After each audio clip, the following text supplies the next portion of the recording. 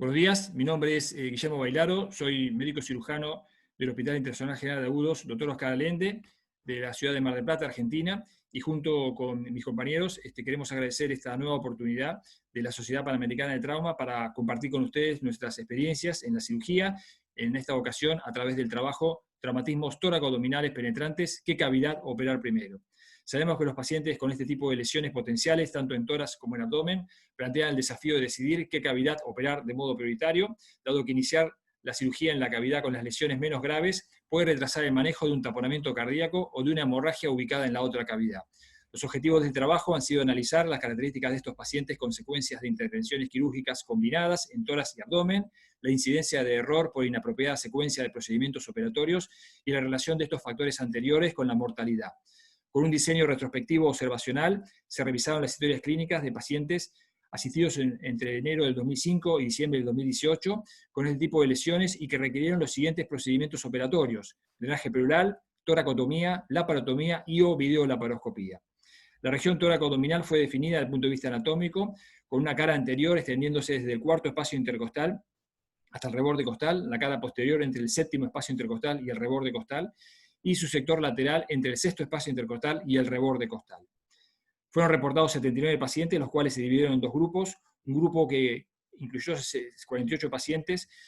que fue el grupo 1 de normales hemodinámicamente, un grupo número 2 con 31 pacientes, que fue el grupo que incluyó a los pacientes descompensados hemodinámicamente con pérdidas sanguíneas estimadas de grado 3 o 4 de la clasificación de la TLS. Dentro del primer grupo de pacientes compensados hemodinámicamente, que eran 48, predominó como mecanismo de trauma las heridas cortopunzantes y como lado afectado el lado izquierdo. Dentro de este grupo, las cirugías realizadas fueron divididas en dos subgrupos, uno de ellos en los cuales o bien solo se colocó el drenaje pleural, que fueron 6 casos, con un tratamiento no operatorio y una lesión hepática asociado, y 14 casos de drenaje pleural y laparotomía obligada ante cuadro de peritonitis o de evisceración, mientras que el otro subgrupo de 28 pacientes eran pacientes con heridas cortopunzantes toracoabdominales izquierdas, todos los cuales recibieron, según un protocolo de nuestra institución, drenaje pleural seguido de videolaparoscopía, con lo cual se diagnosticaron en un 50% de los casos lesiones de diafragma. En este grupo número 1 no hubo error en la secuencia de cavidades operadas, así como tampoco mortalidad. En el grupo 2, que fueron 31 pacientes hemodinámicamente descompensados, hubo porcentajes similares con respecto al mecanismo del trauma de las heridas cortopunzantes y las heridas por arma de fuego, y con respecto al lado afectado hubo un predominio de heridas por arma de fuego transfixiantes de la línea media. Todos estos pacientes recibieron drenaje pleural y luego las cirugías realizadas más frecuentemente fueron, en 16 casos, el drenaje pleural seguido por toracotomía y luego laparotomía, en un 35% de los casos laparotomía a continuación del drenaje pleural, y finalmente en un 13% de los casos drenaje pleural seguido por laparotomía y luego toracotomía.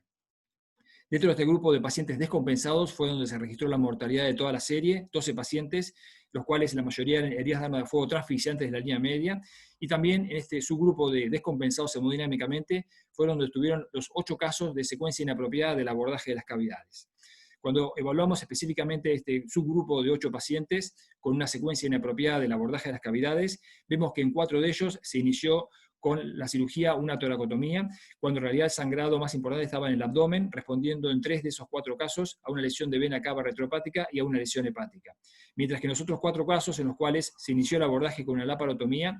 la lesión más importante se encontraba en el tórax, obedeciendo a 2 lesiones cardíacas, una lesión de arteria intercostal y una lesión de aorta torácica descendente. Dentro de las causas de estos 8 casos de secuencia inapropiada de cavidades operadas, cuando se inició la cirugía por el tórax, la decisión fue tomada, estando el sangrado más importante en realidad en el abdomen, a raíz de ecografías que tuvieron resultado falso, positivo o negativo, o bien a un caso de un sangrado transdiafragmático. Mientras que en los otros 4 casos en los cuales se inició el abordaje por una laparotomía, pero la lesión más importante estaba en el tórax, eso se debió en 2 casos a un sangrado transdiafragmático y en otros 2 casos a una subestimación del drenaje pleural de un débito de 1.200 centímetros, así como también de la placa de tórax luego de la colocación del drenaje.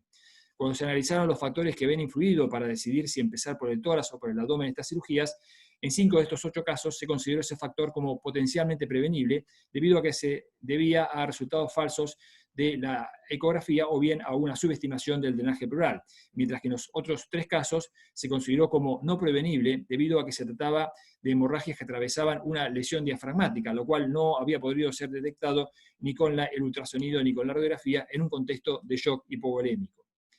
Dentro de este subgrupo de pacientes descompensados, en los que tuvieron una secuencia apropiada de abordaje, hubo un 21% de mortalidad, la cual se debió a hemorragia intraoperatoria o a falla orgánica múltiple en el postoperatorio, mientras que en esos 8 casos con secuencia inapropiada hubo un 87% de mortalidad debida mayormente a una hemorragia intraoperatoria.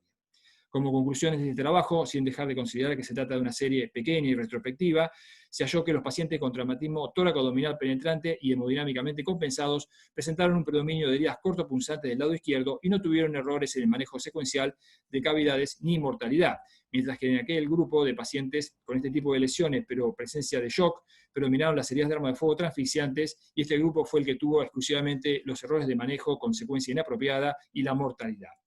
Parte de los errores en el manejo fueron consideradas potencialmente prevenibles debido a que se relacionó con resultados falsos de la ecografía, subestimación del débito del drenaje pleural y subestimación de la radiografía de tórax post-drenaje pleural.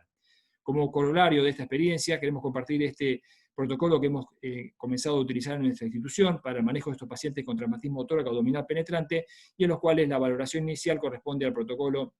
de la revisión primaria de la TLS para definir la condición del paciente hemodinámica, luego de lo cual, si el paciente está descompensado, son pacientes que se manejan con un ultrasonido extendido, uso liberal del drenaje pleural, y en aquellos pacientes que ingresan in extremis con una tensión arterial inferior a 70 y no responden a la reanimación, con el uso de la toracotomía de reanimación en la sala de emergencia. En base a estos recursos, estos pacientes siguen rápidamente lo que conocemos como el camino rojo, que los lleva a quirófano para toracotomía y o laparotomía, según la secuencia que se defina por el débito del drenaje pleural y el resultado del ultrasonido, y eventualmente el uso de la ventana pericárdica. En el otro brazo de este algoritmo, los pacientes que están compensados hemodinámicamente son evaluados en la sala de emergencia con una radiografía de tórax y un ultrasonido extendido, con lo cual se define la necesidad de la colocación de un drenaje pleural. Aquellos con un débito de más de 1000 centímetros cúbicos de sangre en el drenaje pleural o una ecografía pericárdica positiva vuelven a seguir el camino rojo que los lleva a quirófano para toracotomía y o laparotomía, mientras que aquellos pacientes que tienen una ecografía pericárdica negativa o un débito del drenaje pleural inferior a 1000 centímetros siguen el camino verde de los estudios más complejos de los pacientes compensados,